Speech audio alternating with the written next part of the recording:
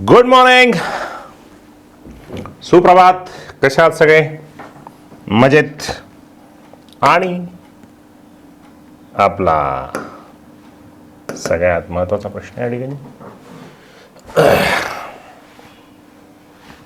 अभ्यास करताय सगळे? अभ्यास केलाच पाहिजे. अभ्यास नाही करणार तर काय करणार दुसरं?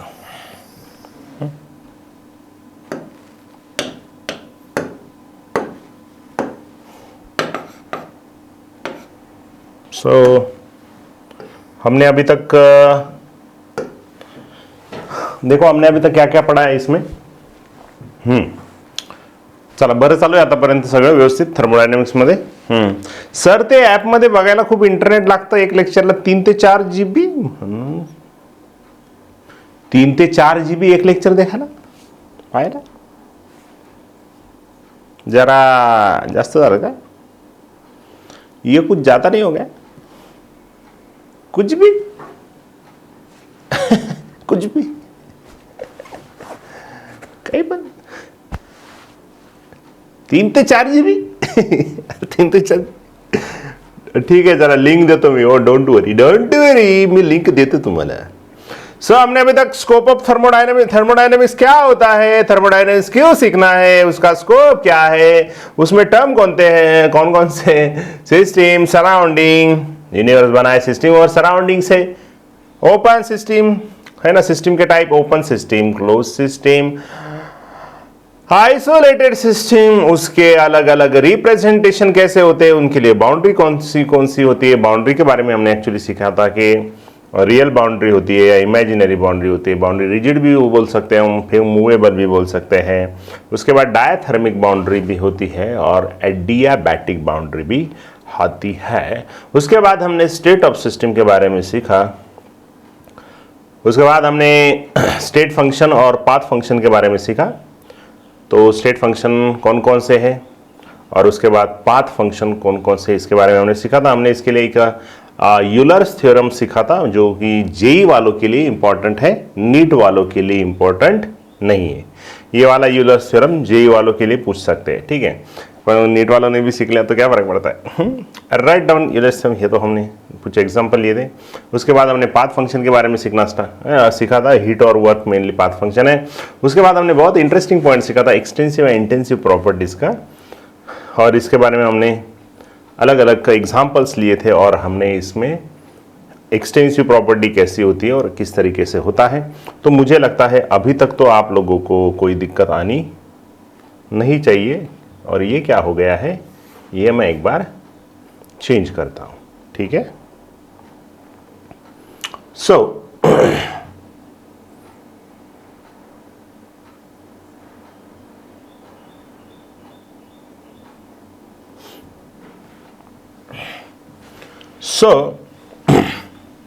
Next point according to NCERT जाते हैं, लेकिन मैं इसमें आपको अलग अलग बातें सिखाऊंगा, ठीक है.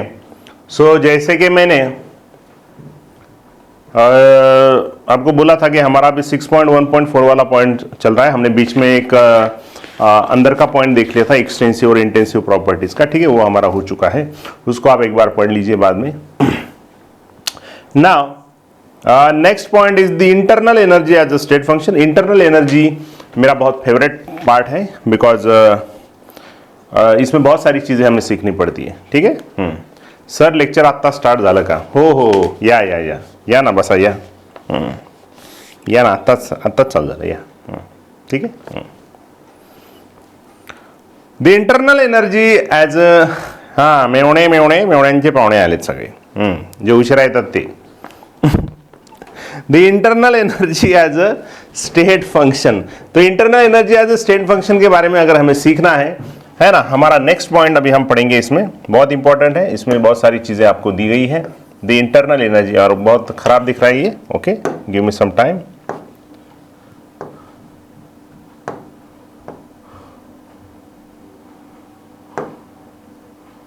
पता नहीं ये रोज क्या परेशानी हो रही है, ये तो कुछ नहीं हो रहा है इसमें.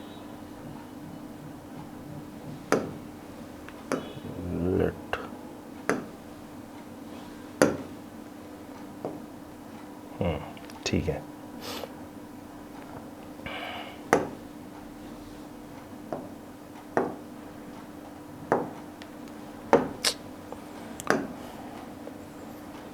ये सॉफ्टवेयर वाले ना हमेशा कुछ ना कुछ चेंज कर देते इसमें, ठीक है। सो नेक्स्ट पॉइंट है हमारा इंटरनल एनर्जी। नेक्स्ट पॉइंट है हमारा internal energy as a state function. Internal energy as a state function, ठीक आहे, ये वाला हमारा पॉइंट है। तुम्हाला माहित आहे ना रे, आपण आता बघितलं की इंटरनल एनर्जी सुद्धा स्टेट फंक्शन आहे, मगर इंटरनल एनर्जी कैसे स्टेट फंक्शन है उसके बारे में हम अभी पढ़ते हैं, ठीक है। चलो मनमत म्हणतोय सर पेज नंबर सांगा ना। तेच काम करतो मी आता, तू नको काही शोधू। सो आपको उसमें एक सेंटेंस दिया है, तो उस सेंटेंस को एक बार पढ़ लेते हैं और उसके बाद में आगे जाते हैं, ठीक है। 162 नंबर से बेटा मनमत है, ए सोनू 162 वर जा। When we talk about our chemical system losing or gaining energy, we need to introduce a quantity which represents the total energy of the system. It may be chemical, electrical, mechanical, or any other type of energy. You may think of the sum of all these energy of the system. In thermodynamics, we call it the internal energy U of the system, which may change when heat passes into or out of the system, work is done on or by the system, matter enters or leaves the system. मला तर कळालं, तुम्हाला नसेल कळालं तेवढं, ठीक आहे, मी सांगतो। त्यांचं असं म्हणणं आहे की आपण एक केमिकल रिएक्शन, मला सांगा आपण कोणता थर्मोडायनामिक्स शिकणार आहोत? आपण केमिकल थर्मोडायनामिक्स आपण शिकणार आहोत, ठीक है। सी वेरी इजी, मुझे क्या करना है, किसी भी सिस्टम के एनर्जी के बारे में अगर मुझे बोलना है ना, कि जैसे यार आप, जैसे कि मैं खुद की बात करता हूं, तो जैसे कि मान ले कि यार मुझ में एक पोटेंशियल एनर्जी भी हो सकती है, मुझे में पोटेंशियल एनर्जी है, मैं अभी आपके साथ बात कर रहा हूं, मूव कर रहा हूं, ये मेरी काइनेटिक एनर्जी है, समझ रहे हो, काइनेटिक एनर्जी है, पोटेंशियल एनर्जी है ना। तो आपकी जो टोटल सिस्टम की जो एनर्जी है वो बहुत सारे एनर्जी की सम है, मतलब उसमें बहुत सारी अलग अलग भी एनर्जी है ना। मतलब कैसे, सिंपल सी बात है, उसमें उनका कहना यह है कि वो बोलते हैं कि भाई, या उन्होंने वहां पे सिखाया नहीं गया, लेकिन मैं आपको बता रहा हूं कि एक्चुअली इंटरनल एनर्जी में ना हम टोटल एनर्जी, हम internal energy and total energy ऐसा एक पॉइंट पढ़ेंगे इसमें, ठीक है। इसके साथ साथ मैंने लिखना चाहिए था, मैं भूल गया, internal energy and total energy, ठीक है, इसको ईटी लिखता हूं मैं, और इंटरनल एनर्जी को हम यू से लिखते हैं, ठीक है। तो बात ऐसी है भाई कि जो किसी भी सिस्टम की जो टोटल एनर्जी होती है, टोटल एनर्जी, किसी भी सिस्टम की जो टोटल एनर्जी होती है, total energy of system, that is ET, वो होती है उस सिस्टम की काइनेटिक एनर्जी, वो होती है इस सिस्टम की kinetic energy plus potential energy. वो वाले पॉइंट को मैं आपको अच्छे से समझाता हूं, बुक से अच्छा हम यहां पे पढ़ेंगे, ठीक है। एक्चुअली होता क्या है, जो किसी भी सिस्टम की टोटल एनर्जी होती है तो वो उस सिस्टम के kinetic energy plus potential energy plus internal energy का सम होता है।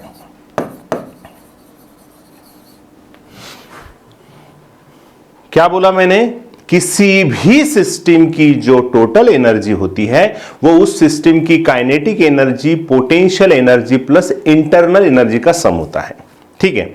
नाउ हम पढ़ रहे हैं केमिकल थर्मोडायनेमिक्स, यानी हम केमिकल रिएक्शन, एक हमारी सिस्टम है, हमारी सिस्टम कौन है, फॉर वी आर लर्निंग, है ना, we are interested in chemical thermodynamics, है ना, फॉर केमिकल थर्मोडायनेमिक्स, यानी केमिकल रिएक्शन का जो थर्मोडायनेमिक्स है, फॉर केमिकल थर्मोडायनेमिक्स, या केमिकल थर्मोडायनेमिक्स का ही मतलब होता है कि हम केमिकल रिएक्शंस के लिए पढ़ रहे हैं, है ना, फॉर केमिकल रिएक्शन थर्मोडायनेमिक्स, ठीक है। सो फॉर केमिकल थर्मोडायनेमिक्स हम क्या मानते हैं कि फॉर एग्जांपल हमारा एक रिएक्टेंट है और उस रिएक्टेंट से प्रोडक्ट बन रहा है, ठीक है। क्या मेरी केमिकल रिएक्शन दौडती है? असं आहे का की एखादा रिएक्टंट आणि प्रोडक्ट सोबत सोबत कुठे पळतायत, असं काही आहे का? असं काहीच नहीं है।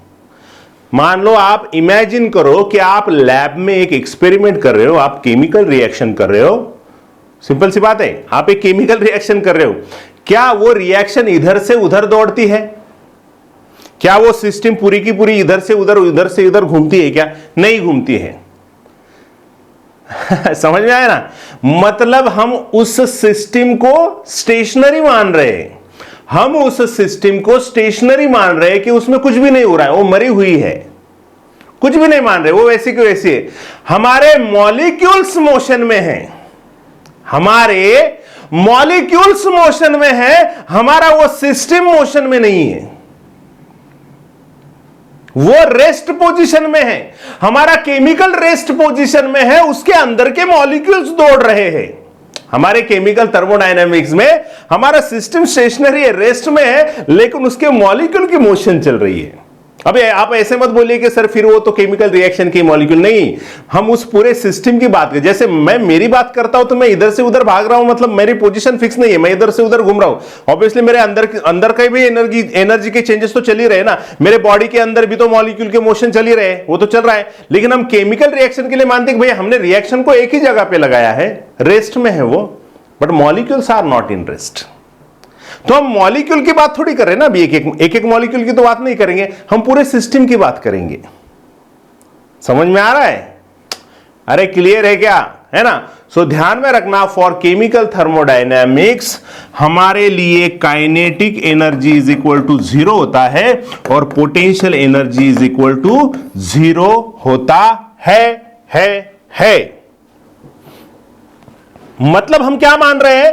हम मान रहे हैं कि system is in rest, system is in rest, but molecules are not in rest, but molecules are in motion, but molecules are in motion. आपले मॉलिक्यूल मोशन मध्ये, बाकी सिस्टम तर रेस्ट मध्ये तुमची। कळालं का? हाँ, ये बढ़िया सा एग्जांपल है, प्रतीक ने बहुत बढ़िया सा एग्जांपल लिया है। वो बोल रहा है कि sir example house and its members, वाह वेरी गुड। घर तो वही है घर तो वही है, लेकिन घर के लोग इधर हो जाएंगे, कोई बाहर जाएगा काम के लिए, फिर से घर में आएगा, फिर से इधर आएगा, फिर से इधर आएगा। यानी इसका मतलब क्या हुआ मेरे प्यारे बच्चों? यानी हमारे लिए for chemical thermodynamics total energy is nothing but internal energy. Mug kinetic energy 0 कस काय? काही उपयोग नाही झाला एवढा ओढून। अरे आपण ते सिस्टीमचे बद्दल बोलतोय आपण। तुम्ही असं तिला बाहेरून बघा बरं, तुम्ही त्या सिस्टीमला बाहेरून बघा, तुम्हाला असं दिसतं का त्याच्यामध्ये काही चालू आहे? हे तर आपण इंटरनल गोष्टी बघतोय आपण, की इंटरनल मॉलिक्यूलची मोशन चालू आहे। तुम्ही एक्सटर्नली बघा ना त्याला, अरे त्या सिस्टीमला तुम्ही एक्सटर्नली बघा, तुम्हाला काय कळतं का त्यामध्ये काय आहे म्हणून? नाही, ते तर आपण मध्ये गेल्यानंतर आपल्याला कळतं की मॉलिक्यूल मोशन मध्ये आहे ऑब्वियसली। मग आपला विषय संपला नाही ना अजून बाळांनो, आपला अजून विषय संपला नाहीये। ऐका, पूर्ण कॉन्सेप्ट होऊ द्या, तीच तर मजा येते कॉन्सेप्टची। ओके, कळालं?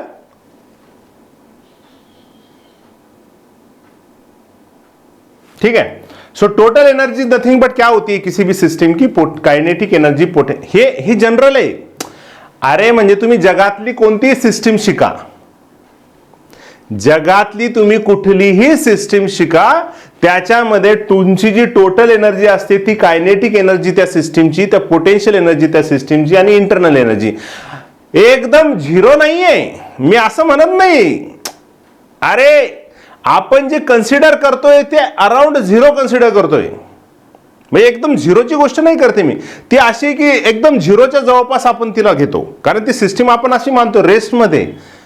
अरे ह्या वाक्यातच सगळं आलं ना बाळांनो, ह्या वाक्यामध्ये सगळं काय आलं ना आपल्यासाठी। ती सिस्टम रेस्ट मध्ये, मॉलिक्युल्स रेस्ट मध्ये नाही, मॉलिक्युल मोशन मध्ये बेटा। ऐका, आलं लक्षामध्ये? मग आता याचा अर्थ काय झाला की केमिकल थर्मोडायनेमिक्स मध्ये कायनेटिक एनर्जी आणि पोटेन्शियल एनर्जी तर 0 आहे। ठीक आहे, म्हणजे total energy is equal to काय येणार? तुमची इंटरनल एनर्जी। ठीक आहे, घ्या, मी सांगतो मी तुम्हाला, घ्या।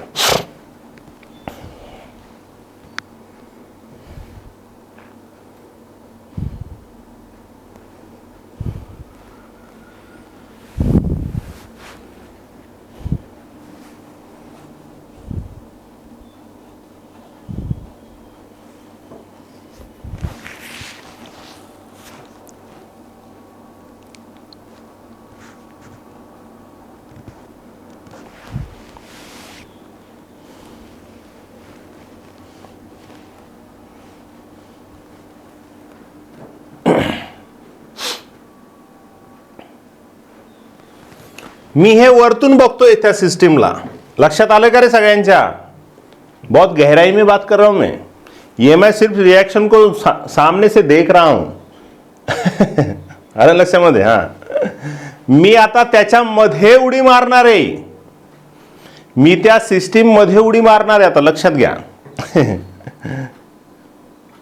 बघा, सिस्टीम रेस्ट मध्ये आहे पण मॉलिक्यूल रेस्ट मध्ये नाही. सिस्टीम रेस्ट मध्ये आहे ना, सिस्टीम रेस्ट मध्ये आहे म्हणून कायनेटिक एनर्जी मी झिरो घेतोय. हे रिझन आहे याचं, म्हणून मी कायनेटिक एनर्जी झिरो घेतोय. हे याचं रिझन आहे, म्हणून मी कायनेटिक एनर्जी झिरो घेतो. मला सांगा, सिस्टीम पोटेन्शियल एनर्जी कशामुळे असते रे? पोटेन्शियल एनर्जी कशामुळे असते? हाईटमुळं. रेस्ट मध्ये असल्यावर.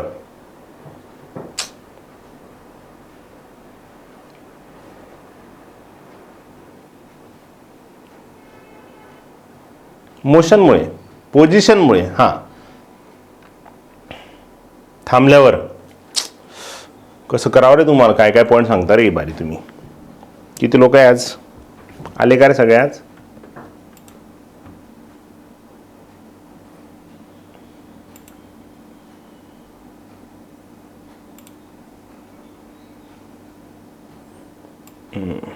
आले बघ शनिवारचे. मला वाटलं येते की नाही आता.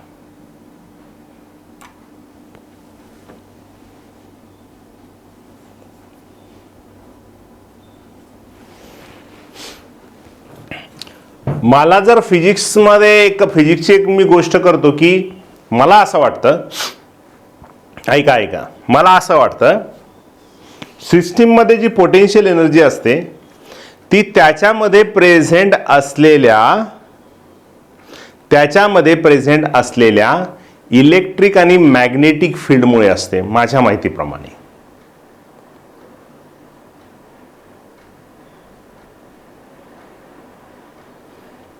जी सिस्टीम मध्ये जी पोटेन्शियल एनर्जी असते त्या सिस्टीम मधले त्याची जी इलेक्ट्रिक फील्ड आहे आणि मॅग्नेटिक फील्ड आहे त्याच्यामुळे पोटेन्शियल एनर्जी असते. मला माहित नाही तुम्हाला फिजिक्समध्ये कशा पद्धतीने सांगतात, पण मला एक बेसिक माहित आहे की केव्हा एखाद्या सिस्टीममध्ये पोटेन्शियल एनर्जी कशामुळे असते. एक बेसिक त्याचं रिझन आहे त्याच्यामधली जी इलेक्ट्रिक फील्ड आणि मॅग्नेटिक फील्ड असते. हा, इलेक्ट्रिक फील्ड काय मला सांगा, इलेक्ट्रिक फील्ड काय देणार त्याला? पोटेन्शियल देणार. Very good. इलेक्ट्रिक फील्ड त्याला पोटेन्शियल देणार ना. समझ रहे हो क्या? सिस्टम की पोटेंशियल एनर्जी होती है उसमें present electric and magnetic field की वजह से. ध्यान में रखना. क्या बोला मैंने? क्या बोला? जबरदस्त बोला. Potential energy of system is due to electric and magnetic field of system. Magnetic field. But in chemical thermodynamics, म्हणजे केमिकल रिएक्शनचा जो थर्मोडायनॅमिक्स शिकतो आपण, किंवा इट इज ॲब्सेंट, याच्यामध्ये ती आपण ॲब्सेंट घेतो केमिकल थर्मोडायनॅमिक्स मध्ये, है ना. त्याच्यामुळे देअरफॉर म्हणून आपली जी पोटेन्शियल एनर्जी असते ती आपण काय घेतो? झिरो घेतो. आपण त्याच्यामध्ये ती ॲब्सेंट मानतो. ठीक आहे. आता एक दुसरी गोष्ट एक आहे याच्यामध्ये, फॉर एक्झाम्पल ऑर आपण मेनली आता समजा सिस्टीम कोणती घेतो बघा. तुम्हाला केमिकल रिएक्शन ही एक सिस्टम घ्यायचीच है ना. आप केमिकल रिएक्शन की तो पढ़ाई कर ही रहे हो, लेकिन आपको बहुत सारे जो एग्जांपल्स मिलते हैं इंटरनल एनर्जी के. मुझे बोलो, आपको फिजिक्स में इंटरनल एनर्जी कौन से एग्जाम्पल लेके सिखाया है? क्या आइडियल गैस और रियल गैस लेके पढ़ा है ना. तो हम क्या मानते हैं कि हमारी सिस्टम में फॉर एग्जांपल आइडियल गैस है ना. अभी आइडियल गैस में पोटेंशियल एनर्जी हम जीरो क्यों मान रहे हैं? पोटेंशियल एनर्जी जीरो क्यों मान रहे हैं?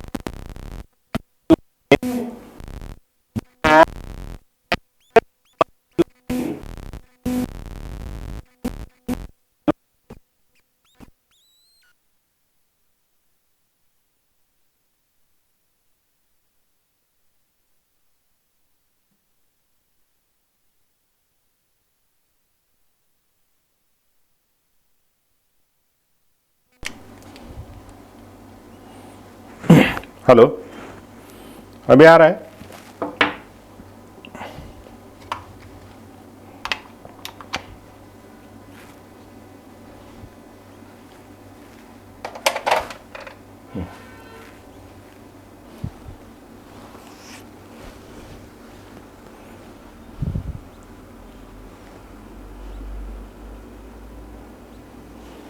ओके, कळलं तुम्हाला? हां, आपण सिस्टीम घेतो आयडियल गॅस, आणि आइडियल गैस साठी अपन काय म्हणत असतो, क्या रे आइडियल गैस में क्या वहां पे गैसियस मॉलिक्यूल के बीच में क्या कोई अट्रैक्शन हम मानते हैं? क्या हम अट्रैक्शन मानते हैं? नहीं। क्या वहां पे हम ग्रॅव्हिटी मानते हैं? आपण तिथे ग्रॅव्हिटीचं बद्दल काही म्हणतो का? ग्रॅव्हिटी पण आपण काय करतो, निग्लेक्ट करतो, तिथं नाहीच असं म्हणतो, बरोबर आहे? मग जिथे ग्रॅव्हिटीज नाहीये, कळतंय ना? कळतंय का? गैसियस मॉलिक्यूल के बीच में जो इंटरैक्शन कुछ भी नहीं है, म्हणजे तिथे सुद्धा पोटेन्शियल एनर्जी घेत नाही आपण। आठवलं तुम्हाला काही गोष्टी? आठवल्या का काही गोष्टी? हाँ, यस। तो सिस्टम अगर आइडियल गैस है तो उसमें नो इंटरैक्शन, उसमें इंटरैक्शन होता ही नहीं ना, so no interaction, gravity is absent हम ऐसे मानते हैं, नो इंटरैक्शन, नो ग्रेविटी हम ऐसे मानते हैं ना वहां पे, बराबर है? ये उसके रीजन है। मी ना, मला असं वाटतं की तुम्हाला थर्मोडायनॅमिक्स मध्ये ना वरवर नाही शिकायचंय, तुम्हाला विचार करायचा आहे तुम्हाला की अरे हो यार असं आहे, मी वरतून बघतोय किंवा मी आता मी फक्त तुम्हाला वरतून सांगितलं, म्हणजे फायनली माझ्याकडे कोणती गोष्ट आली माहितीये का? मेरे पास फाइनली ये आया कि काइनेटिक एनर्जी और पोटेंशियल एनर्जी अगर जीरो हम मानते केमिकल थर्मोडायनेमिक्स में, so total energy is equal to what? Internal energy. किसी भी सिस्टम की जो टोटल एनर्जी है that is equal to internal energy होती है, बराबर है? ठीक है, चलो हो गया लिख के? अरे हो गया क्या लिख के? Total energy of system is equal to internal energy of system is equal to internal energy of system. Now I will study, अभी ये ऊपर ऊपर का हो गया, now I will study at molecular level. अभी मैं मॉलिक्यूल के लेवल के ऊपर जाने वाला हूं, अभी मैं पर्सनल होने वाला हूं अभी मैं जनरल नहीं, अभी मैं पर्सनल होने वाला हूं, और मैं अभी सीखूंगा कि what is total energy. So total energy is equal to internal energy, what is internal energy, ये अभी मुझे सीखना है। ठीक है, क्लियर एवरीवन? ओके, चला लवकर, घंटा गाडी आली, चला हो गया? Clear everyone? तुम्ही हुशारच आहे रे, तसं तुम्हाला सगळं समजतं। हो गया? ओके, नाउ हमारे लिए अभी पॉइंट है इंटरनल एनर्जी। नाउ हम सीखेंगे internal energy at molecular level. Now we are studying this internal energy at molecular level. So what is internal energy? So internal energy होता है, it is the sum of all kinds of energy, it is the sum of all kinds of energy of system at molecular level, system at molecular level। ठीक है, so internal energy is equal to होता है, आता तुमच्या NCERT मधलं sentence वाचा, sir Q plus W is equal to, sir please explain it. थांबते का वैष्णवी बेटा? आपलं बाकी आहे ते अजून, शिकवायचं बाकी आहे आपलं ते। मला सांगता का आता तुमच्या एनसीईआरटी मध्ये दिलेलं वाक्य आता महत्वाचं आहे तिथे, internal energy is equal to, can you tell me what is chemical?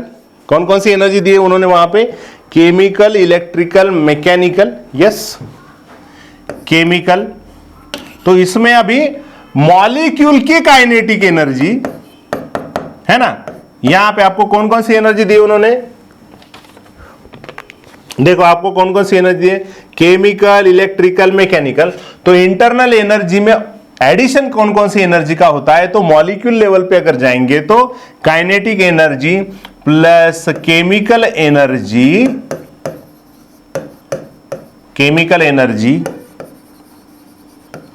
Plus electrical energy उस मॉलिक्यूल की प्लस कौन सी है, mechanical energy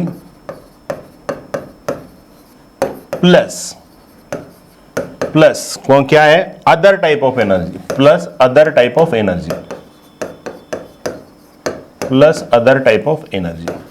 other type of energy मध्ये काय काय येईल रे, सगळं येऊ शकतं. अदर टाइप ऑफ एनर्जी में क्या क्या आ सकता है, इसमें न्यूक्लियर एनर्जी आ सकती है, बराबर है, प्लस इसमें बहुत सारी जो छोटी छोटी एनर्जी चेंजेस होते हैं, फॉर एग्जांपल, हाँ ठीक है, इसको स्पेशली एक नहीं, बहुत सारे अदर टाइप ऑफ एनर्जी है. न्यूक्लियर एनर्जी, थोड़ा ग्रेविटेशनल एनर्जी है वहां पे, है ना, ये सारी की सारी चीजें वहां पे आती है, ठीक है. लेकिन फिर से for chemical thermodynamics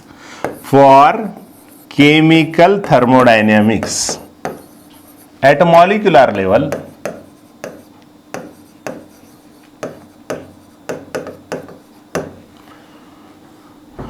only kinetic energy is considered. फक्त आपण कोणती एनर्जी कन्सिडर करतो, आपण फक्त कन्सिडर करतो कायनेटिक एनर्जी. बाकीच्या जेवढ्या पण एनर्जी आहेत त्या आपण अतिशय निग्लिजिबल घेतो. सगळ्याच्या सगळ्या व्हायब्रेशनल कायनेटिक एनर्जी मध्ये येतं बेटा योगेश. कायनेटिक एनर्जी मध्ये आपण ना vibrational kinetic energy, rotational kinetic energy हे आपण याच्यामध्ये घेतो, ठीक आहे. यस, हा मॉलिक्युलर लेवल मध्ये परत एकदा फोर्स ऑफ ग्रॅव्हिटी 0 घेतो आपण, म्हणजे परत ठीक आहे ना, इथे पोटेन्शियल एनर्जी पण घ्या ना, काय हरकत नाही. परत त्या मॉलिक्यूल लेवलला आपण पोटेन्शियल एनर्जी घ्या, पण परत आपण तिथे तेच घेतो की मॉलिक्यूल लेवलला जर अजून गेलो आपण जनरली गॅस मॉलिक्यूल कन्सिडर करतोय. म्हणजे तुम्ही इथे सगळ्याच्या सगळ्याला एक्झाम्पल एक घेऊ शकता, गॅस मॉलिक्यूल. मग या गॅस मॉलिक्यूलला परत एकदा मॉलिक्युलर लेवलला जरी गेलं तरी पोटेन्शियल एनर्जी 0 घेणार आपण, सगळ्या एनर्जी. म्हणजे तुमची ही एनर्जी कॅन्सल झाली, ही निग्लिजिबल, सगळ्याच्या सगळ्या एनर्जी निग्लिजिबल आहे. म्हणजे याचा अर्थ internal energy will be equal to kinetic energy at molecular level. Wow, एक पॉइंट येत इथपर्यंत आला शेवटी परत एकदा. म्हणजे याचा अर्थ फायनली तुमच्याकडे काय आलं, फायनली आपके पास आया मेरे प्यारे बच्चों, total energy of system is equal to internal energy of system. But internal energy अगर मॉलिक्यूलर लेवल पे गए तो वो सिर्फ और सिर्फ क्या है मेरे प्यारे बच्चों, वो सिर्फ और सिर्फ है उसकी काइनेटिक एनर्जी, वो है उसकी काइनेटिक एनर्जी. और यही आप लोगों को उसमें दिया है. Have you got this? Have you got this?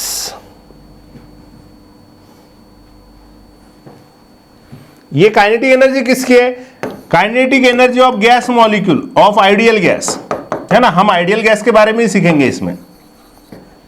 म्हणून कळालं का सगळ्यांना, सगळं कळालं का. बेसिक शिका आणि कायमचं लक्षात ठेवा ते. हे अरे हा असं यार किती सोपं आहे. म्हणजे एवढा वेळ आपण जर घातला है ना, पुढे जाताना आपण एवढा वेळ याच्यात घालतोय, म्हणजे याचा अर्थ आपल्याला एवढं परत रिपीट नाही करायचंय. आता ज्यावेळेस आपण याची रिव्हिजन करणार, तर रिव्हिजन करताना आपण काय करतो, रिव्हिजन करताना आपण फक्त मग एवढंच घेणार की यार सिस्टीमची जी टोटल एनर्जी ती इंटरनल एनर्जी आहे त्याची, पण इंटरनल एनर्जी मध्ये पण बऱ्याच टाईपच्या एनर्जीची सम आहे ती. पण मग त्याच्यामध्ये सुद्धा आपल्याला केमिकल थर्मोडायनेमिक्स म्हणजे जिथे आपण आयडियल गॅस किंवा केमिकल रिएक्शन कन्सिडर घेतो, आपण फक्त कायनेटिक एनर्जी तिथे कन्सिडर करतो. म्हणजे फायनल एनर्जी, म्हणजे याचा अर्थ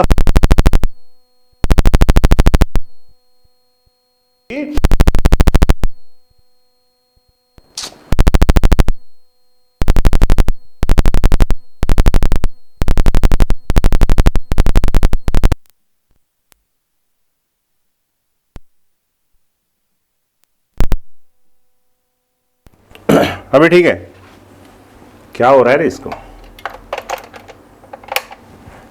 ठीक है.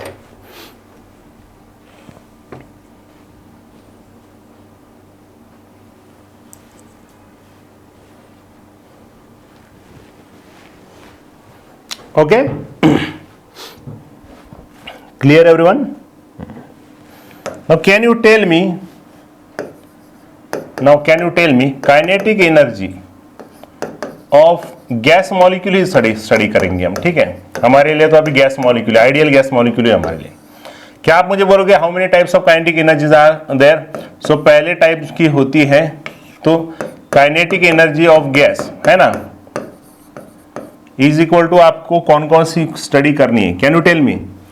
रूट, है ना, ट्रांसलेशनल काइनेटिक एनर्जी,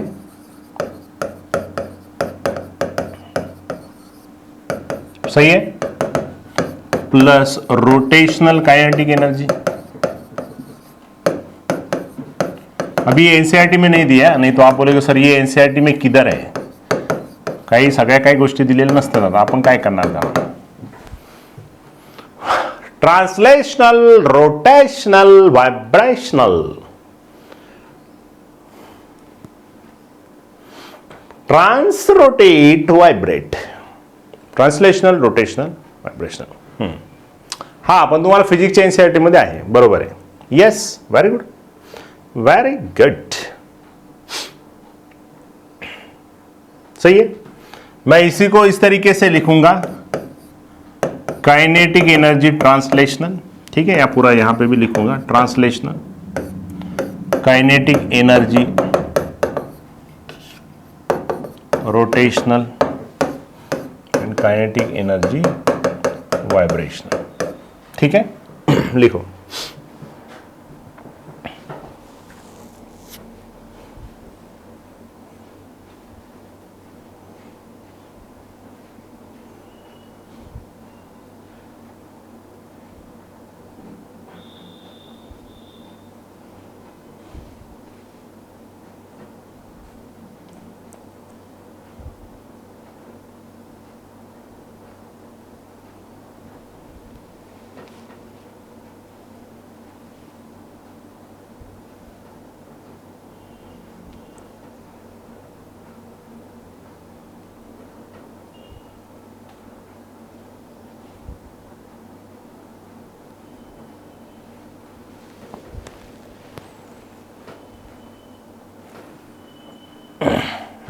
झालं?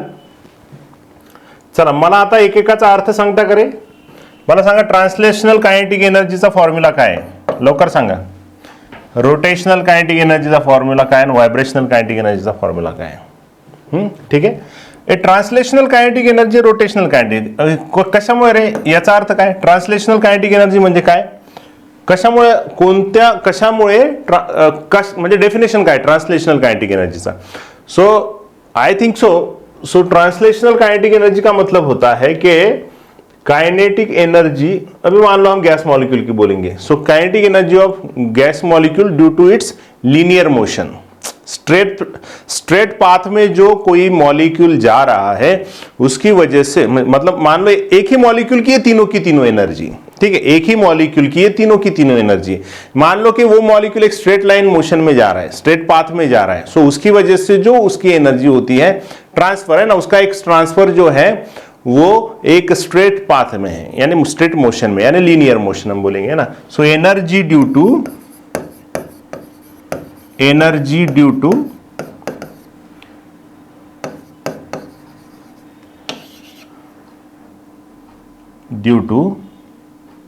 लीनियर मोशन, है ना, एक सिंपल लैंग्वेज में ऐसे बोल सकते हैं, ठीक है।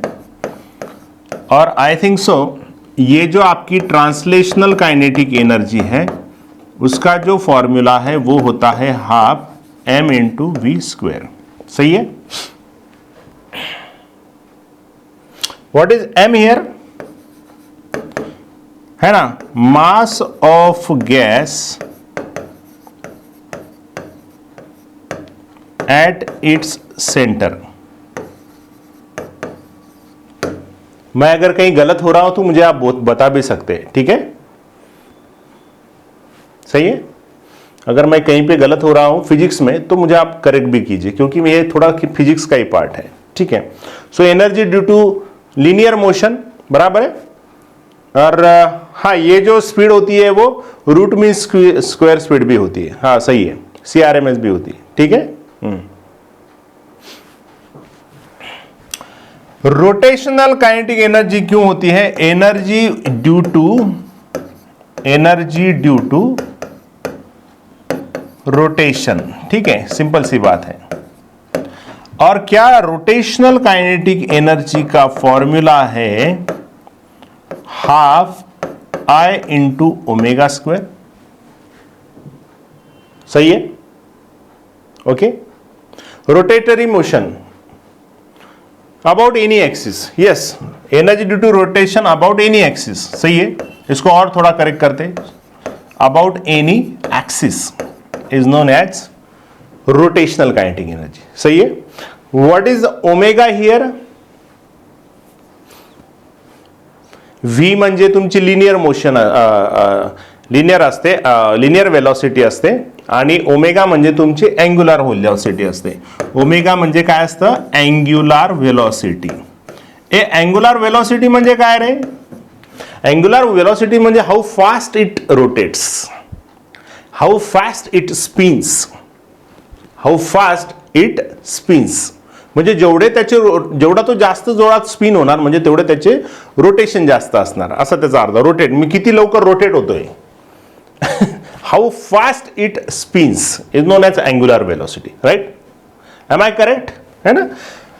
हाऊ fast it spins is known as angular velocity, ठीक है। And what is I? I is movement of inertia, I is movement of inertia. Can you tell me what is a movement of inertia? तुमचं फिजिक्सचं पण revise होत आहे, physics पण revise होणं चालू आहे तुमचं।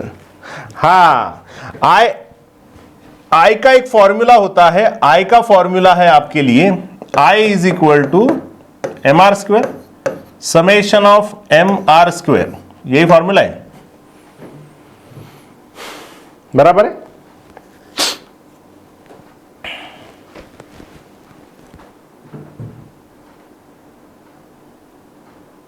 सही है, सही है, सही है, बरोबर है ना?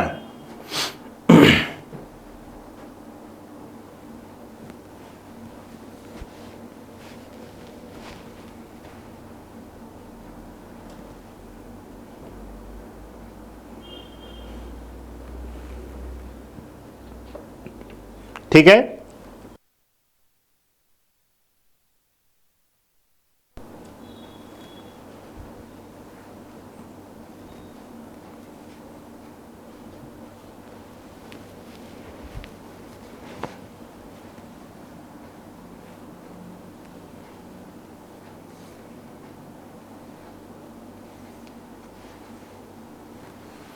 फिजिक्स मध्ये कसं तुम्ही ते कसं घेता रे? मोमेंट ऑफ इनर्शिया म्हणजे काय असतं? म्हणजे एखादी बॉडी ऍक्सेलरेट होते आणि त्याचा जो रेजिस्टन्स आहे त्याला आपण मोमेंट ऑफ इनर्शिया म्हणतो ना, बरोबर? एखादी बॉडी ऍक्सेलरेट होते आणि त्याचा जो रेजिस्टन्स आहे त्याला आपण मोमेंट ऑफ इनर्शिया म्हणतो, बरोबर आहे? हाँ, वाह, येतो मला फिजिक्स, जबरदस्त है ना? तो यहाँ पे लिखने की जरूरत नहीं है, बराबर है? और मेरे ख्याल से ये जो रेडियस होता है ना, मान लो कोई मॉलिक्यूल रोटेट हो रहा है ना, अराउंड इट्स स्पिन्स, तो क्या इस रेडियस को, ये वाली रेडियस होती है वो मोमेंट ऑफ इनर्शिया की, सही है?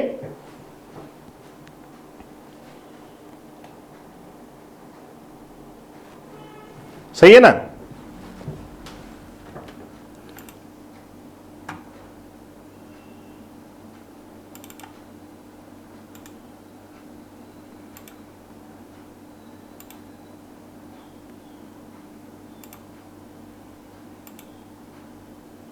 सही है, सही है।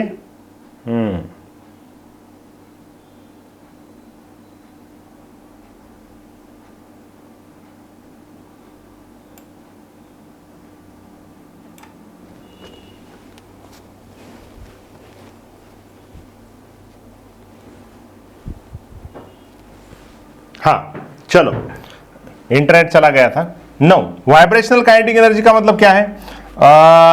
Kinetic energy due to vibration, kinetic energy due to vibrational motion, म्हणजे या सगळ्या मोशन आहेत obviously, rotational motion, vibrational motion, translational motion आहे ना. Kinetic energy due to vibrational motion. आणि माझ्या मते जो तुमचा व्हायब्रेशनल कायनेटिक एनर्जीचा जो फॉर्म्युला आहे तो आहे हाफ के एक्स स्क्वेअर. सही है, के एक्स स्क्वायर. के अभी मैं यहां पे डिटेल में नहीं जाऊंगा, वो आपको सारे फॉर्मूले भी पता है.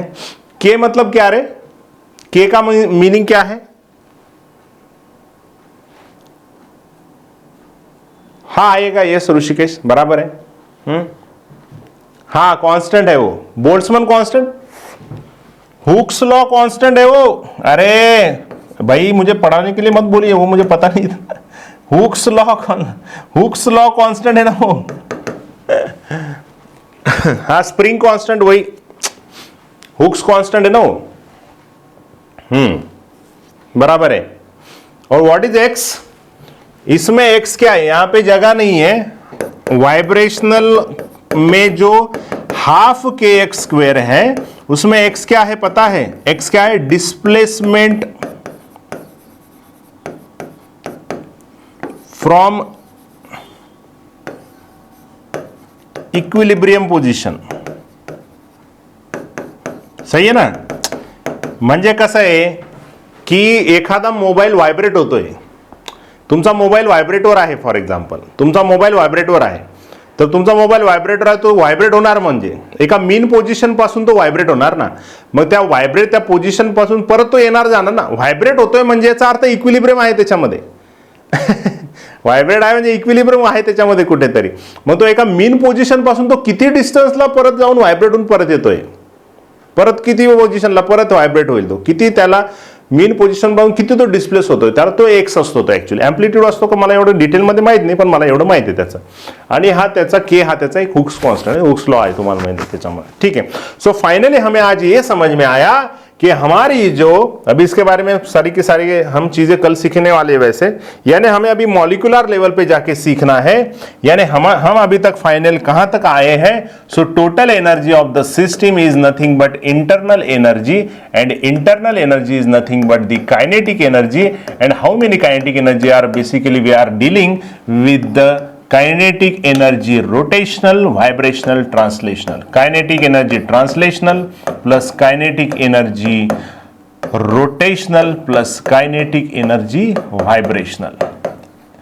होपफुली तुम्हाला सगळेचे सगळे पॉइंट कळाले असतील आजचे, आणि तुम्हाला अभिमान वाटला असेल की आपलं फिजिक्स खूप महत्वाचं आहे.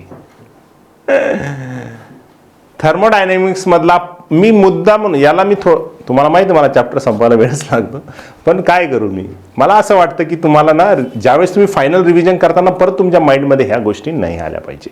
आणि मला माहित आहे फिजिक्समध्ये तेवढा कॉन्फिडन्स येत नाही थर्मोडायनेमिक्स शिकल्यावर, पण केमिस्ट्रीमध्ये ज्यावेळेस तुम्ही थर्मोडायनेमिक्स शिकता त्यावेळेस तुमची कॉन्फिडन्स लेवल जास्त वाढत असते. आणि हे केव्हा आपण, ठीक आहे. हां येस, हे सगळं आता आपण मॉलिक्युलर लेवलला गेलो. आता आपण इथून मॉलिक्युलर लेवलला गेलो. हे इथून आपण सगळं मॉलिक्युलर लेवलला गेलोय. येस, आलं लक्षामध्ये. सिस्टीम आपण वेगळी घेत नाही, आपण रेफरन्स वेगळा घेतो साहिल. ठीक आहे. एनसीईआरटी वाचायचं का, हा अतिशय विचित्र प्रश्न आहे जो विचारायला नाही पाहिजे. आपण एनसीईआरटी वाचायचीच आहे. मी वेडा आहे का एनसीईआरटी घ्यायला? काही विचारत काही पण. ठीक है, तो मिलते हैं कल के परसों के लेक्चर में. तब तक सब लोगों को गुड बाय, नमस्ते, टेक केयर और सीखते रहिए थर्मोडायनेमिक्स, द बेस्ट एंड मस्त चैप्टर. बाय.